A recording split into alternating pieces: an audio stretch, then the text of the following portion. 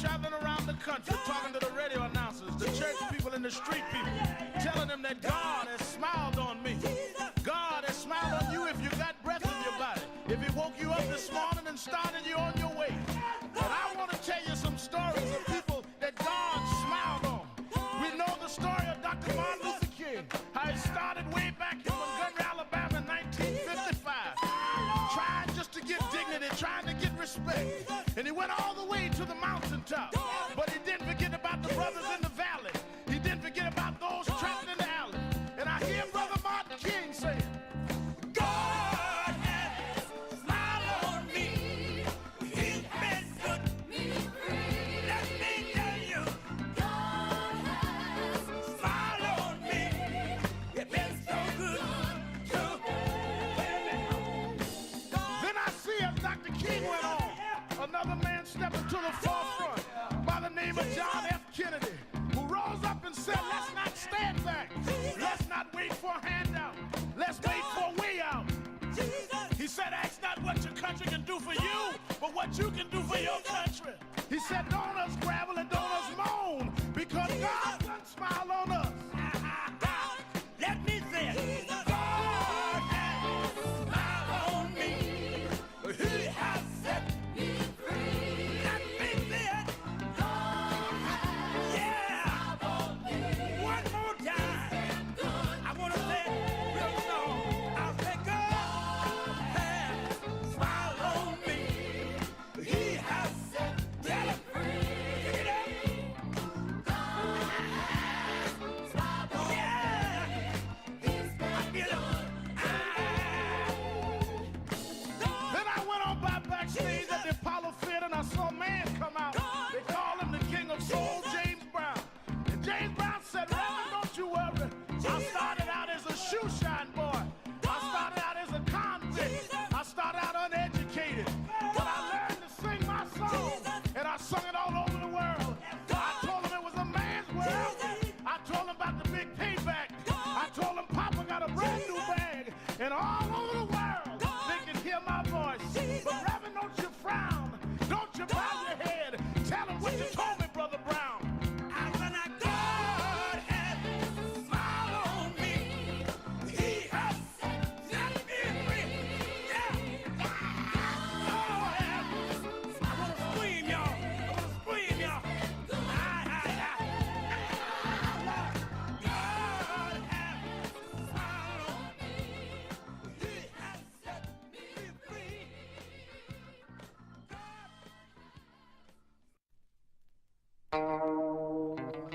God has smiled on me. He has set me free. God has smiled on me. He's been good to me.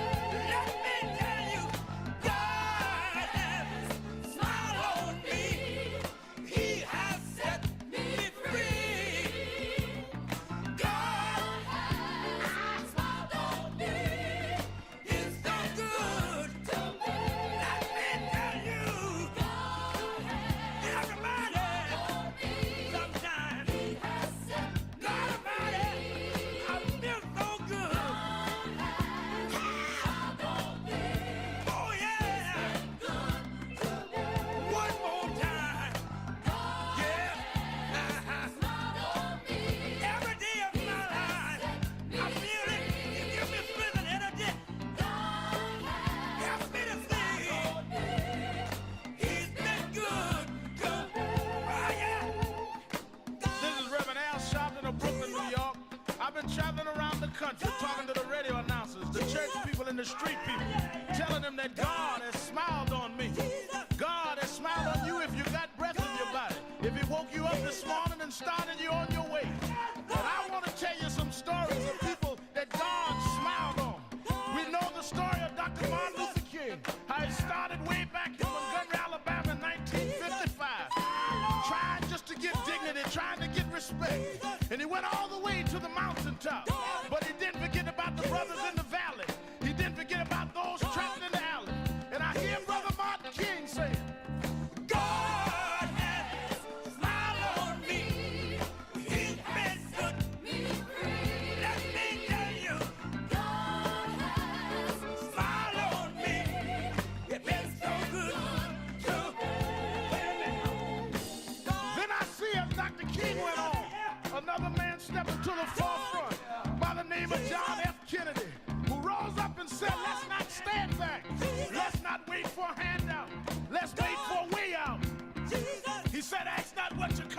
do for you, but what you can do for your country. He said, don't us gravel and don't us moan, because God done smile on us.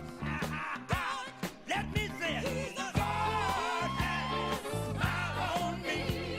He has set me free. Let me say it. God has smiled on me. One more time. I want to say it real slow.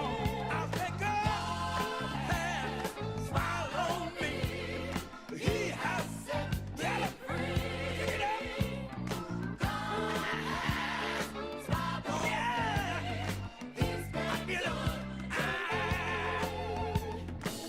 Then I went on by backstage at the Apollo Theater and I saw a man come out. They call him the King of Soul, James Brown. And James Brown said, Reverend, don't you worry. I started out as a shoe shine boy.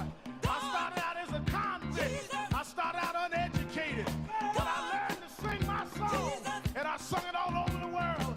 I told him it was a man's world. I told him about the big payback. I told him Papa got a brand new bag. And all over the world, they can hear my voice. But Reverend, don't you frown. Don't you bow your head. Tell him what you told me, Brother Brown.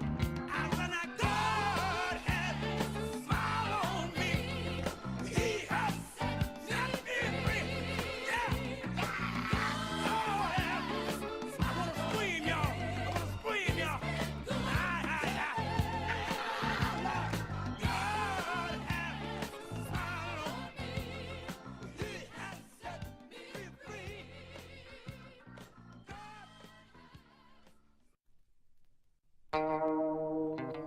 God has smiled on me. He has set me free. God has smiled on me. He's been good to me. Let me tell you, God has smiled on me. He has set me free. God has smiled on me. He's done good to me. Let me tell you, God has everybody. August the 1st. Do you know what time it is? It's Al Sharpton's time. And for the next 3 hours, it's time to put aside all pretenses, deception, denial, or fronting. The time has come to keep it real on Keeping It Real with Reverend Al Sharpton. A very good afternoon to you all across the country.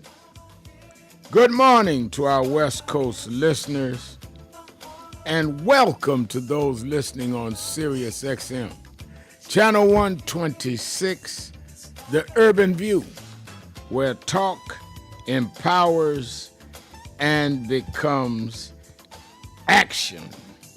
I'm coming to you live from our National Action Network corporate headquarters in New York.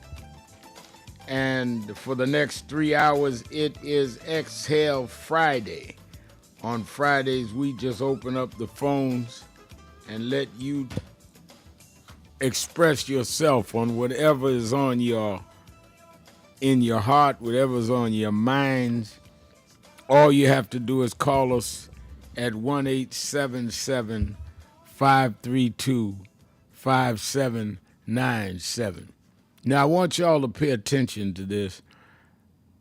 The United States just released its job numbers for July.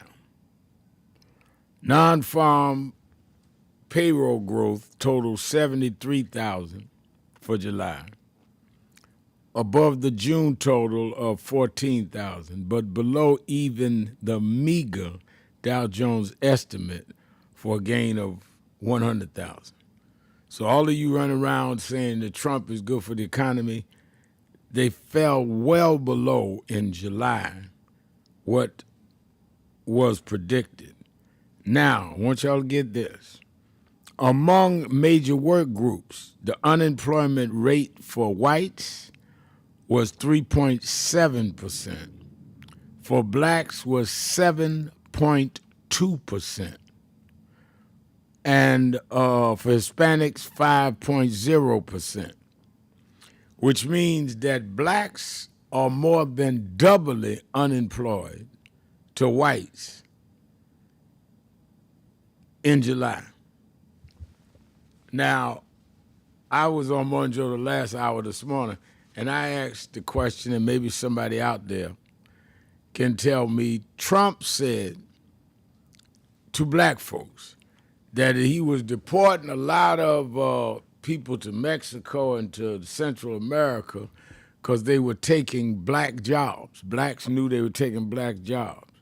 Well, he's deported thousands of people out of here. Where are my black jobs if we're more than double unemployed? Where are your black jobs? I told you then, and I remind you now, that it was a bunch of nonsense. And some of us went for it.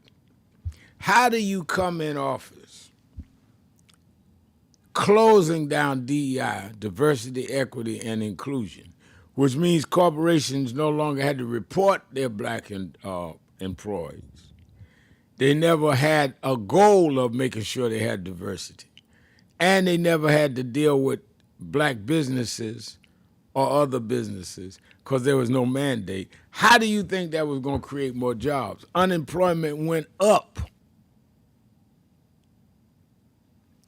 And I guarantee you, if they did an analysis of the businesses would be down. Now, this ain't Al Sharpton numbers. This is the Department of Labor under Donald Trump. They released these numbers. So I'm sure some of you that said that, no, Trump is going to be good for the economy, I'm sure you're going to call me today and explain this to me. I'll be all 3 hours. I'm sure some of you black men that said, Trump going to do more for us, well, call me and explain how we are higher unemployed than we ever were under Biden and double unemployed to whites right now. Trump been in 6 months. It ain't like, well, he inherited it. No, we were not that low. Numbers don't lie. Now, the markets fall on the weak jobs data.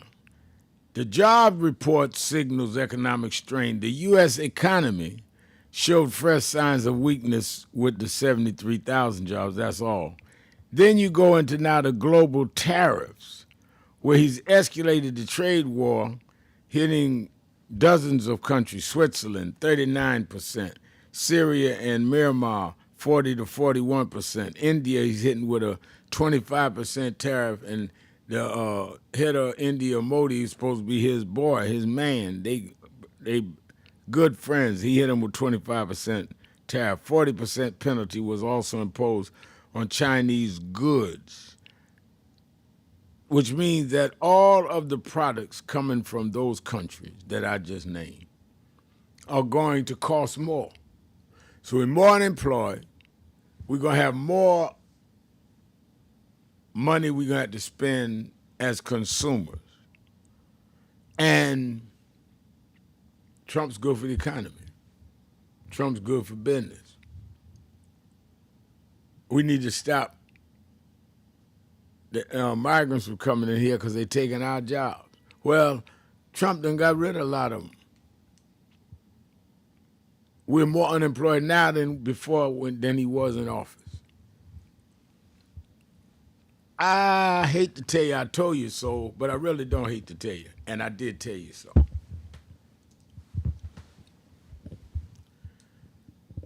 We're going to talk about that, and I don't know, other than life and death, what's more important than the economy, because that's how you got to survive.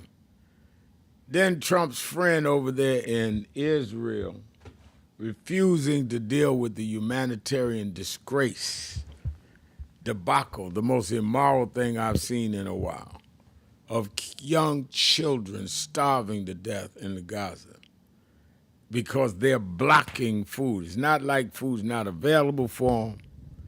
It's not like people are not trying to get food in, but Israel under Netanyahu won't let them in. It's a moral disgrace. And if you've got any morality at all, you'd have to shout out with the rest of us saying that, hey, this is wrong. Now, they finally let them drop some food, some airdrops. But they ought to let the trucks in. Airdrops is not have people skirmishing for food like they're animals. It's disgraceful, unpardonable. Lastly, former Vice President Kamala Harris came out last night, went on Stephen Colbert's show. She criticized the capitulation under Trump, and she says she's not running for governor because the system is broken. And she expressed deep disappointment in what she described as the capitulation from lawmakers and public officials who failed to stand up to Donald Trump's actions during this second term. And she criticized Congress for inaction, especially regarding Trump's attention and his attempt to gut federal agencies like the Department of Education and Medicaid, and warned there are too many leaders are simply trying to ride out the storm. Well, my position is that if you got a leader, an elected official or leader that wants to ride out the storm, rather than confront the storm, when you get on the other side of a storm, you need to fire them. We don't need you leading if you're not leading. Riding out storms is not leadership.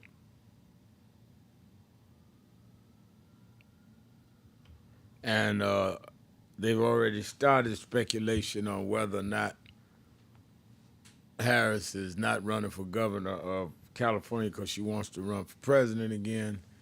And there are rumors that Pete Buttigieg is going to run again. There are rumors that Gavin Newsom, the California governor, is going to run. Then you have the Gretchen Whitmer of Michigan is rumored to be wanting to run. And Blackshear in Kentucky is rumored to run. The list goes on. Wes Moore, governor of Maryland, is rumored to be looking at running. I just named 8 or 9 now. I could keep naming. I can tell you this. I think it's going to be a crowded field. You might have 10 or 12 candidates.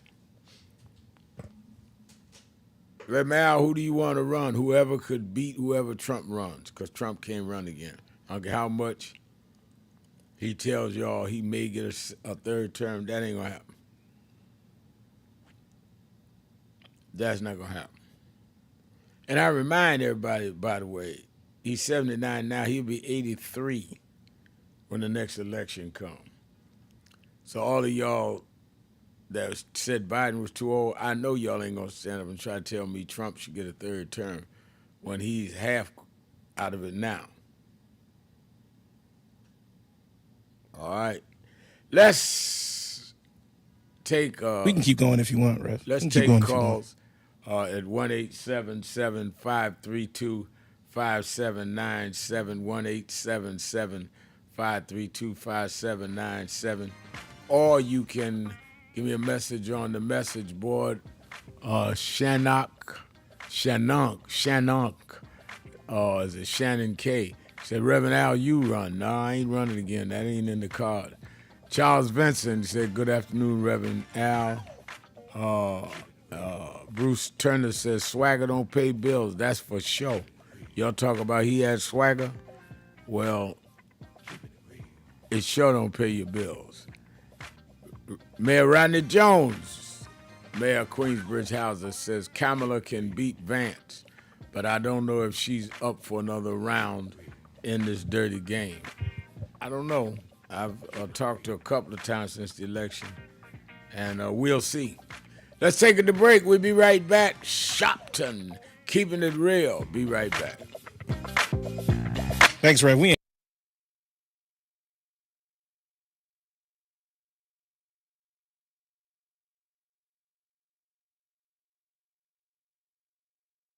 So who is Al Sharpton anyway? Who is this 33-year-old preacher without a church? A number of black New Yorkers as well. He is little more than a pudgy exhibitionist who can be counted on to show up, bullhorn in hand, at every racial incident.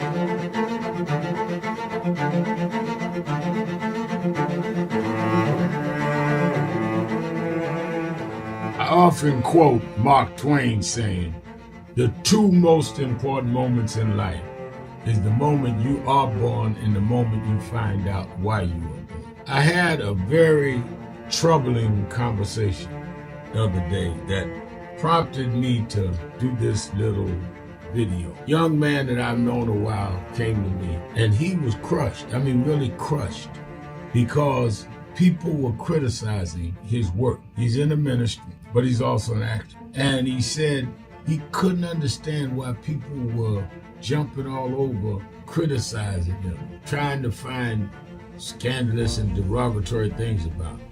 And I told him, I said, you know, you very young. You don't know the road I've traveled. They call me everything but a child of God. A blabbermouth, a loudmouth, too flamboyant, an agitator, a racist, I had to know. Yeah, right. I was not defined by how others saw me. I was defined by how I saw myself and whether I was being true to myself. Some of you watching this don't like me. And it doesn't matter as long as I know what I'm doing and I like me for being real. So I'm doing this video to say to you, whoever you are and whatever you do, you may not be in ministry or social justice, none of this stuff, but don't live your life worried about opposition or people that don't like you. You can turn that around. Use me as an example. The same people that call me a scam artist, a con artist, a sellout, or racial hustler and all, I kept going. And the people I respected started respecting and publicly embracing my work. When Coretta Scott King, the widow of Dr. Martin Luther King Jr., had this to say about Al Sharpton. A leader who has protested injustice with a passionate, unrelenting commitment to nonviolent action in the spirit and tradition of Martin Luther King Jr. And I am talking about your leader, our leader, the Reverend Al Sharpton. The other thing that hasn't changed is the National Action Network's commitment to fight injustice and inequality here in New York City and across America. And that's not only a testament to Reverend Sharpton, it's a testament to all of you who are here tonight. First and foremost, to Reverend Sharpton. I saw him when he first came on the scene, and I have marveled at his tenacity, at the development of his intellect, and his devotion to our movement, and much he has contributed to the world we are experiencing. I am honored, and I must say that when I had my debate with Dr. King on the issue of the church and religion, he didn't warn me that after his departure, his space would be filled by another preacher, and that preacher would be Al Sharpton. All you want in life is people that matter to you to say you did all right. And more important, that you can look in the mirror and say you did all right. Thank you, Rev. Thanks for that introduction. Look, we've known each other for a long time. I'm grateful not only for your leadership and partnership, but quite frankly, more importantly, for your friendship. And thanks to all of you, members of our nation's most important civil rights organization. You have been, over all of your years, such an extraordinary leader. You are a voice of truth, a voice of conscience, a voice of practicality around what we must address and what we can do.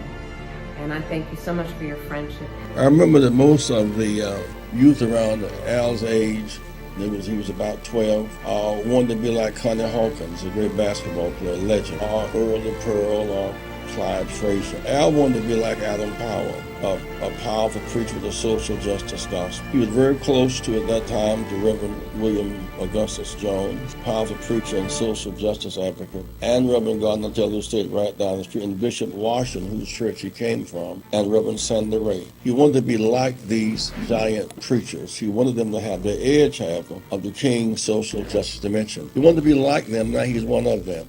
Perhaps taller than most of them because of the risks he has taken and the reward God has given him with his gift. I remember so well that first escorted him to jail. He was around 13 years old with the jail fighting the ANP. He was in the lineage of our struggle. He grew up in it. We didn't just see him on TV one night. He didn't happen. He came bottom up, not top down. Stop going through your life like you are a co-star or a bit player in your own drama. No, you are the main star. You're the central figure in your life. What you decide is what is the major thrust of your life. And others may contribute, impact, affect, but it's your life that you're central in. So stop trying to lay the weight of what you do or don't do on others. That weight is squarely on your shoulders and in your hand. And if you want to defer and give your life choices to others, that's on you. If they have any sense at all, they will be so busy trying to conduct and properly guide their life, they will not have time to try to major in your life. You got to be the new thing. This is not about likes on Facebook. This is about changes in our society. We got a hostile bigot in the White House, and we don't need a popularity contest. We need people that are grounded and rooted in this and gonna fight with all they got. Jesus went up on the mountain and told his disciples. Reverend Toon said, y'all pray with me. They went to sleep. And when they looked up, they say that he had gone up on the mountain. They turned transfiguration. Is that in the book? And he was talking to Moses and Elijah. If Jesus had to talk to those that preceded him, then how you so free and you ain't got to talk to nobody? The host, Al Sharpton, back 1-877-532-97, 1-877-532-5797. And let me remind you to watch Politics Nation with Al Sharpton live at 5 every Saturday and coming at you this weekend. And you definitely need to be tuned in clearly and unquestionably. I'm going to deal with the state of the economy as far as Black America is concerned, and we'll have some of the senators, governors on. I want to deal with how they are going to deal with these unemployment numbers, how we're going to deal with this assault on Medicaid. And there's some cases of racial violence you have not heard about, so make sure you watch Politics Nation with Al Sharpton live at 5 p.m. Eastern Time, MSNBC. Both Saturday, 5 p.m. Eastern, and Sunday, 5 p.m. Eastern. Then you in the tri-state area, New York, New Jersey, Connecticut.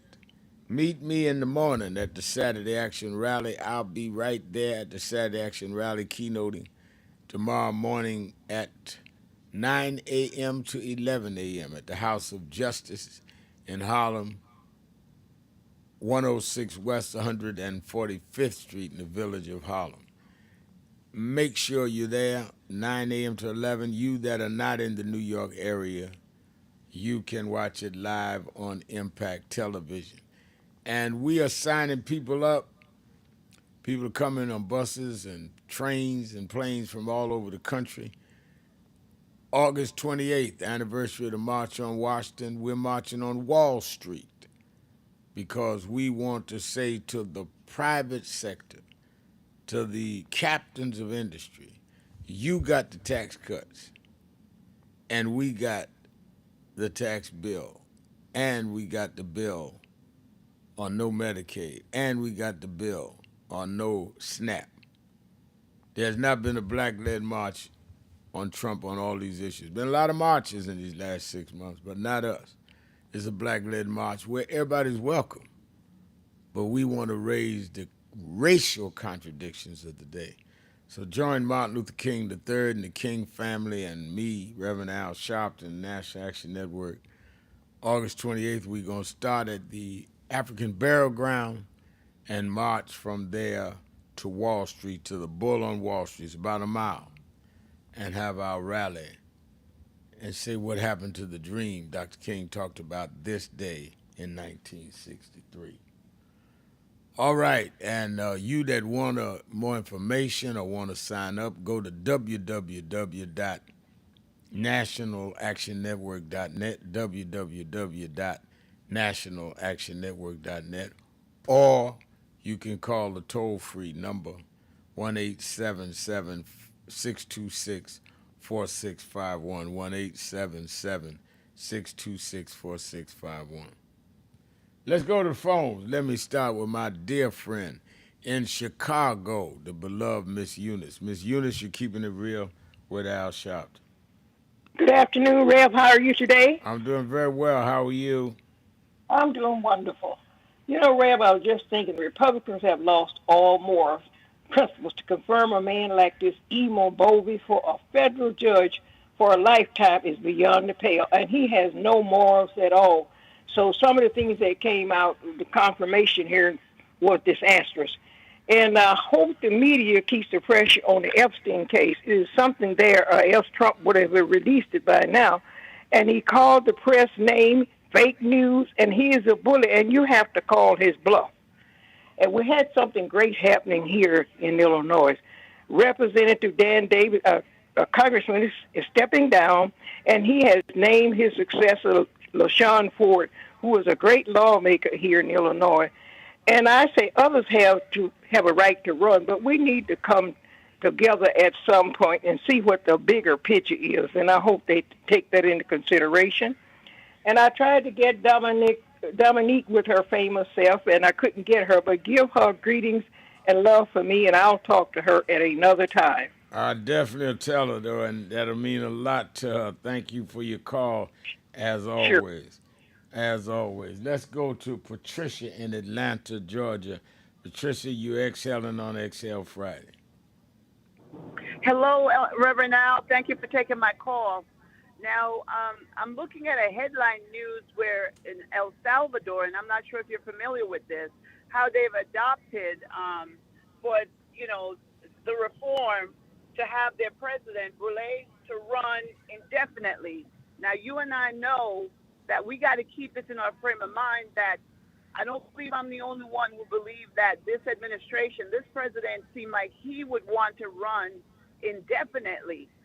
I don't want to think I'm the only person thinking like that, because based on all the things that we've seen and encountered, we've got to think and keep this in our forefront that he could be trying to run indefinitely. Not just him, because I don't believe it's him. I think it's the whole administration and all these people, who the Congress and the Supreme Court, they're behind him. So it's not just him. So I think we got to more think about, could he be thinking of running indefinitely? When you create a ballroom of such, you're leaving in a couple of years. Why would you create a ballroom? And just his behavior more puts me in mind that I think he's up to something, Reverend Al. And maybe I can hear your thoughts on it. Thank you for taking my call. I thank you for your call. I think if there was a way that he could run for third term, he would do it. But I think that the Republican Party, as much as they've kowtowed to him, you could see that of late some of them are starting to move away and on little one things here and there. When it comes to something as fundamental as that, I think that his own party would have enough of them that would say no, and that would not pass the legislature. And he would be. I mean, he does not seem like he's in total good health and mental stability now. Imagine him now in 3 years from now. He'd be 83 years old. I think it would only help many of us saying, nah, I don't think so. And let me go to Lloyd in Dallas, Texas. Lloyd. Good afternoon, Reverend Al. How are you? I'm doing very well. Good. I was just wondering, I've been reading that Donald Trump is taking all these trips, golf trips or whatever, that's costing the taxpayers millions of dollars. But I read something this morning that kind of shook me a little bit. I'm not sure for sure that it's accurate, but it was saying something that he's taking, I think, the East Wing of the White House and gutting it to create a grand ballroom that's going to cost over $200 million. Well, my thing is, if the economy is so bad where he needs to increase all these tariffs and cut back on all these social services, why aren't some of the media making note of this and making it known to the public? And definitely why not some of the Democrats are calling press conferences and making people aware of this seeming to be blank check that he just willy-nilly and going all around the world just spending money. I think that what they said, you're correct. They're talking about having a ballroom, East Wing of the White House, that can seat 650 people. The one in there now seats, East Room seats about 250. I've been on a lot of time. I don't know what they need a bigger ballroom for. He's saying the private sector and him will donate the money. But let's not forget now, here's a man that's getting a plane from a Middle Eastern country that goes with him. He uses it while he's president, then they're donating it when he's finished to his library. So in other words, he's getting a plane, period, because he'll fly around the world saying, I'm taking care of my library. So he is into material things. He is a materialistic, self-indulgent narcissist. Period. End of story. Let me thank you. I agree. I just don't understand how it's not being publicized more. That he's just spending up our money like it's not. Oh yeah, I agree with you because he's intimidated a lot of them. When people stand up to him, he gets them fired or won't let them do their mergers. But some of us just call his bluff. The best way to handle somebody like him is straight. You're not going to ever humor him. You're not going to get him on your side. You just got to get ready to fight. And he knows some of us will fight. Thank you for your call. Let me take my break. I'll be right back. Keeping it real. Sharpton. Be right back. Keeping it real.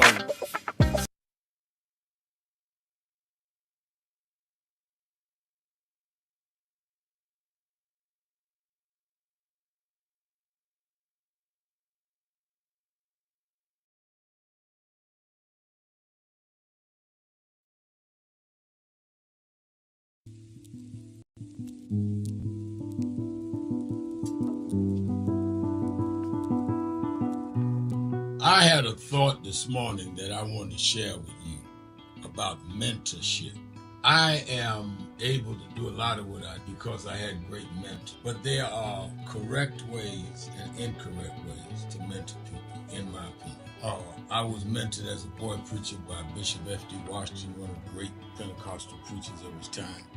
Then Reverend William Jones, who became my pastor after Bishop Washington died, who was unquestionably in the top 5 black church ministers, theologians.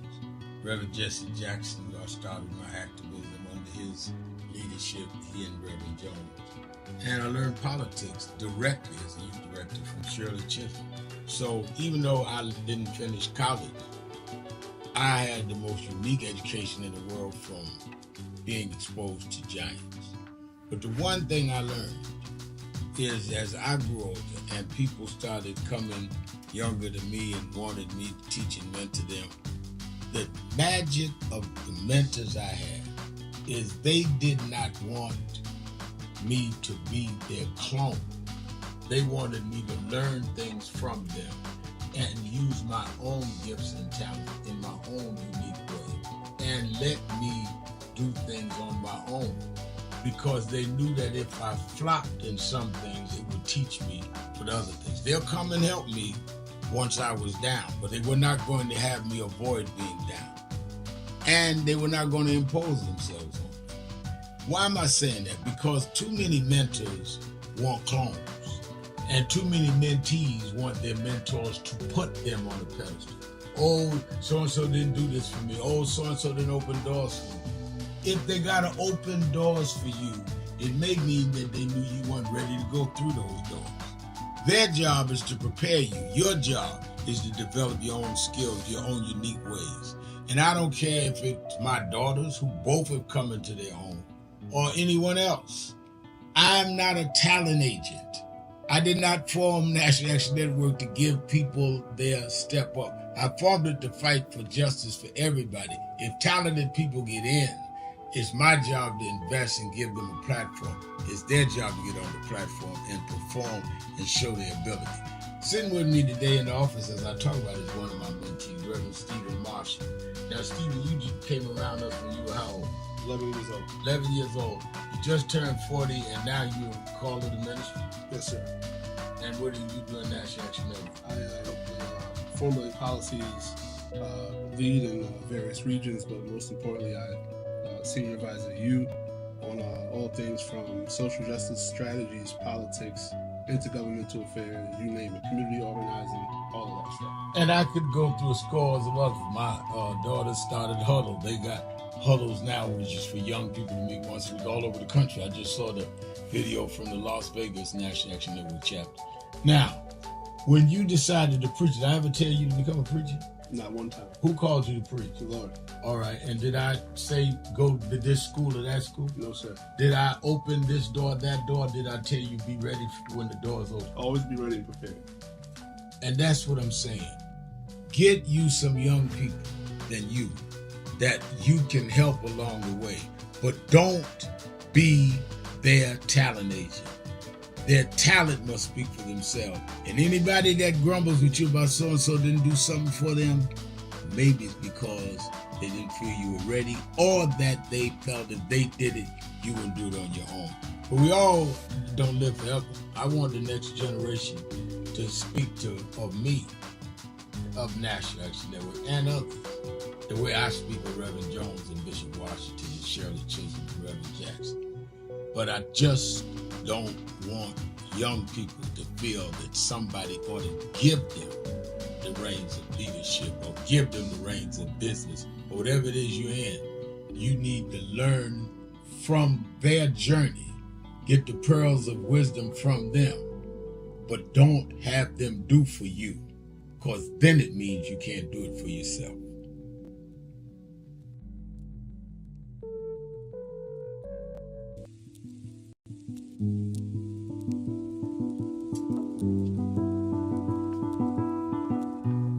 I had a thought this morning that I want to share with you about mentorship. I am able to do a lot of what I do because I had great mentors, but there are correct ways and incorrect ways to mentor people, in my opinion. You got to be the new thing. This is not about likes on Facebook. This is about changes in our society.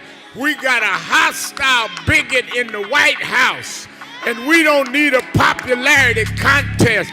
We need people that are grounded and rooted in this and gonna fight with all they got. Jesus went up on the mountain and told his disciples. Reverend Toon said, y'all pray with me. They went to sleep. And when they looked up, they say that he had gone up on the mountain. They turned transfiguration.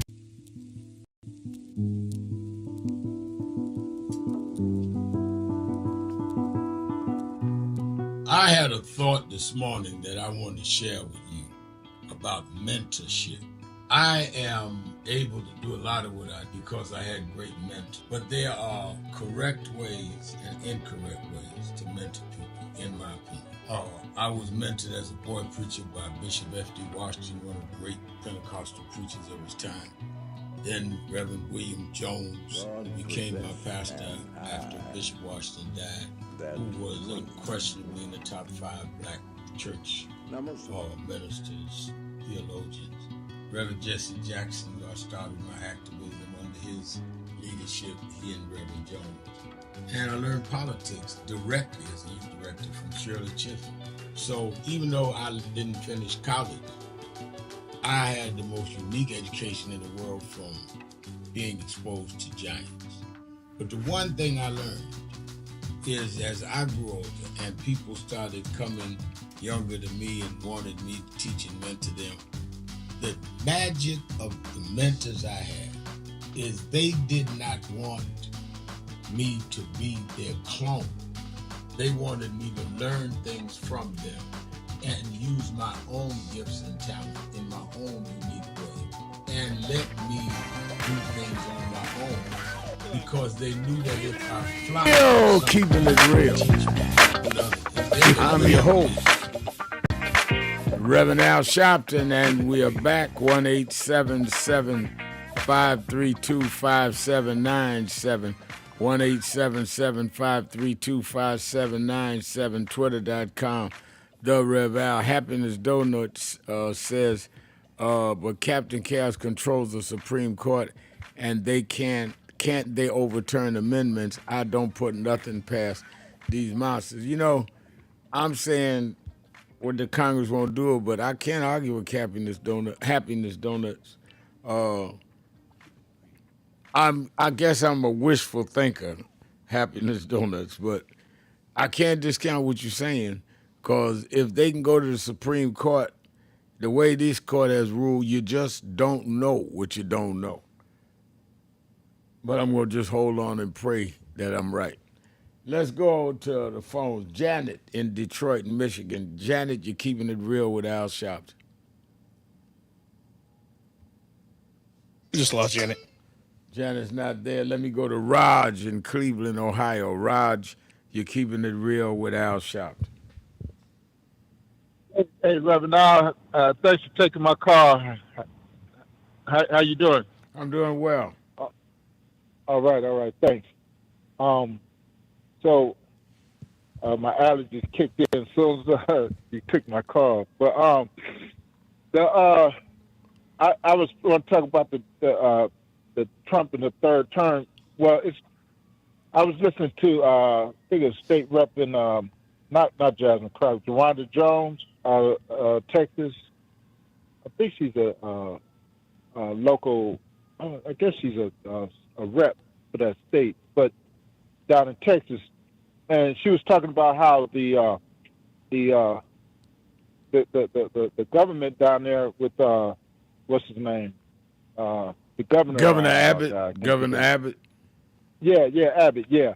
He wants to, and the courts want to erase the two of the districts, black districts, 2 of the 4 black districts, and she was saying that that'll help, severely hamper, and cripple the black vote because they're redistricting it to where, like our Representative Al Green, right? He'll probably he may not win when he normally would have won the way they redrawn this map, and somebody else too. But they would eliminate Al Green's district. Would be jeopardy. The district that Sheila Jackson Lee and then Mayor Turner represented, that would be compromised. The district of Jasmine Crockett would be compromised. Yeah. And they want to get rid of her. Right. Yeah, Trump was behind that. Right. Yeah. Right. Yep. And the thing is, she was saying, that could make the difference in getting the House